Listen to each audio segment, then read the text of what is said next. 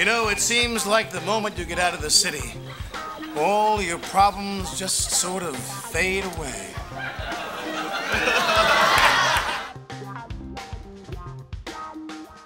Number 10. Bambi 2002.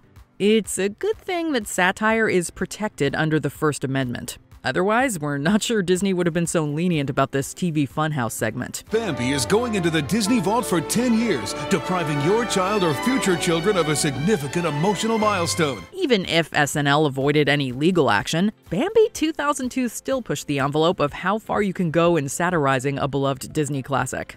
Giving Bambi a 21st century makeover, this faux direct-to-video sequel is hilariously relentless in its send-up of corporate greed, shamelessly succumbing to the latest trends and the essence of childhood. Bambi and the gang are back in business, and the forest has never been more fun. I'm here to say, I'm the Fresh Prince of the Forest, each and every day. Robert Smigel wasn't a huge Disney fan growing up, although he developed a love for their movies upon becoming a parent. That didn't stop him from depicting Bambi's mom with head trauma or an adult film version of Pocahontas. Come on, Bob, do your exercises. What's next, a pre-scandal Jared? Number 9. Rosetta Stone. This commercial parody starts off innocently enough with some happy Rosetta Stone users showing off their newfound skills. Me gustan los camarones. In a rapid escalation of events, things take a turn for the creepy when we cut to some men who purchased the Thai version of the software for a rather perverse purpose. I'm learning Thai so I can go to Thailand for a thing. I'm also learning Thai for business. While most language programs teach simple conversational phrases, the Thai vocabulary seems to be tailored for very specific ends. With Rosetta Stone Thai, you can learn great conversational phrases like, how much? Is that for the whole night? The show received backlash from the Thai government, with the cultural minister demanding the clip be removed from YouTube for, quote, tarnishing Thailand's image. Number 8. Father-daughter ad. Most of the time, SNL plays it relatively safe when it comes to current events. But this spoof of a Toyota commercial starring guest host Dakota Johnson and cast member Taran Killam drove viewers to express their outrage on Twitter. You need any help with your bag? No, that's all right. I got it. How about some walking around money? Dad, it's okay. Viewers are lulled into a false sense of security, thinking that what they're watching is a heartwarming moment between a father and a daughter. Then a pickup truck full of heavily armed men comes into view. You be careful, okay? Dad, it's just ISIS.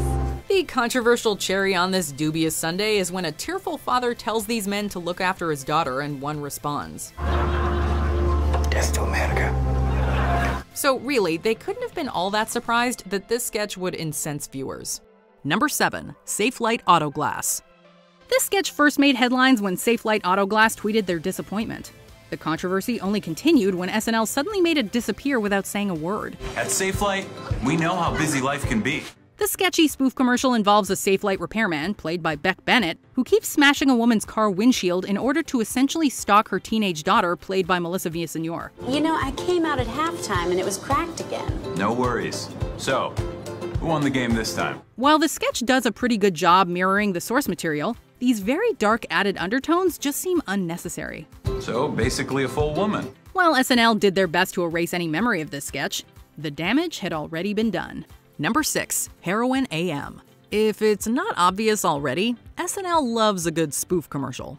In this case, they used the format of a typical pharmaceutical drug ad to introduce a much harder substance. I want to use heroin, but I also want to get stuff done. That's why I reach for Heroin AM. It follows 3 parents who use Heroin AM to keep up with their hectic lives. So now I can chase the dragon while I also chase this little guy. This sketch divided viewers, with some unimpressed at how flippantly the issue was being addressed, especially as SNL alums Chris Farley and John Belushi both died of drug overdoses. However, others loved the sketch, crediting it as a good way to get America talking about an uncomfortable subject. Side effects include, it's heroin. So, all that stuff. Number 5. Word association. We guarantee that this skit would never fly today. In a job interview sketch, Chevy Chase and Richard Pryor engage in a word association game. Fast, slow, rain, snow, white, black.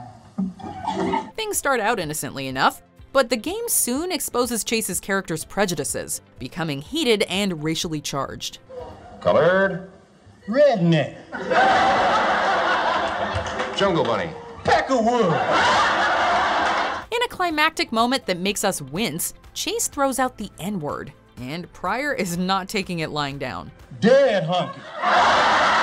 Paul Mooney, who wrote the skit, said it was inspired by his own interview for SNL. It's been called one of the show's most shocking and greatest sketches. Your mama. Number 4. Canteen Boy and the Scoutmaster. This recurring character played by Adam Sandler is considered an SNL classic, but this particular sketch divided audiences. You know, it seems like the moment you get out of the city, all your problems just sort of fade away. Alec Baldwin plays a scoutmaster who makes obvious and uncomfortable sexual advances towards Canteen Boy. According to Baldwin, the sketch caused 300,000 phone call complaints and the loss of 7 affiliates. Problem solved. Your problem solved, but I think my problem's just beginning. The Boy Scouts of America weighed in on the controversy too. In response to complaints, when showing reruns, the sketch was preceded by a disclaimer saying that Canteen Boy is actually 27. Given the character's childlike nature though, the clip has a considerably darker tone. Number 3. World's Most Evil Invention. While at a supervillain convention, the attendees compete for the most evil invention in the world. It can reduce a monument to the size of a toy! There's a shrink ray and freeze gun, pretty standard villain stuff. But when Dwayne "The Rock" Johnson's character steps up, things take a seriously dark turn, and even the other villains voice their outrage. Oh my god! What's wrong? What's wrong? My most evil idea was a blizzard in July. Right. Well, I went in a slightly different direction with the assignment. A number of viewers objected to the skit, arguing that it trivialized sexual abuse. The sketch also takes a strange turn, as it's revealed that this has all been a disturbing commercial for White Castle. Number 2. Shark Tank. The sharks on Shark Tank can certainly be intimidating, but not as intimidating as the pictures in this jaw-dropping sketch. With the Islamic State of Iraq and Syria taking center stage, this sketch dived headfirst into bad taste and never came up for air. The sketch ends with the pictures being captured thanks to Damon John, who is played by Kenan Thompson. The real John wasn't so amused, however. The Shark Group founder said that he, quote, wasn't excited about the topic and, quote, found it a little insensitive. However, John did appreciate the fact that he was the one who saved the world. Because that's when I called Homeland Security to collect your $30 million bounty. Freeze! Drop the weapons! Nice play, Damon. Thank you very much. Number 1. Regis co-host auditions. With Kathy Lee Gifford's exit, all eyes were on Live with Regis to see who would be the new co-host. I tell you, Gelman, I can't wait to meet my potential new co-host. The setup paved the way for the SNL cast to break out their impressions, with Tracy Morgan as Star Jones, Sherry O'Terry as Barbara Walters, and Anna Gasteyer as Darva Conger. I will be your friend, your lover, and your partner throughout whatever life has to offer us. Things took an awkward turn when Jimmy Fallon popped up as Chris Rock, complete with a tooth gap and full makeup. While the impression was jarring in 2000, it gained even more notoriety 2 decades later when it resurfaced online. Fallon apologized amid the backlash, calling it, quote, a terrible decision. I want to move forward and going forward, I want to work on being a better ally. Rock didn't express anger towards Fallon, calling him a, quote, great guy who, quote, didn't mean anything. However, Rock still considers the impression, quote, bad comedy. What current event do you most want to see SNL make fun of? Let us know in the comments below. Check out these other clips from WatchMojo, and be sure to subscribe and ring the bell to be notified about our latest videos.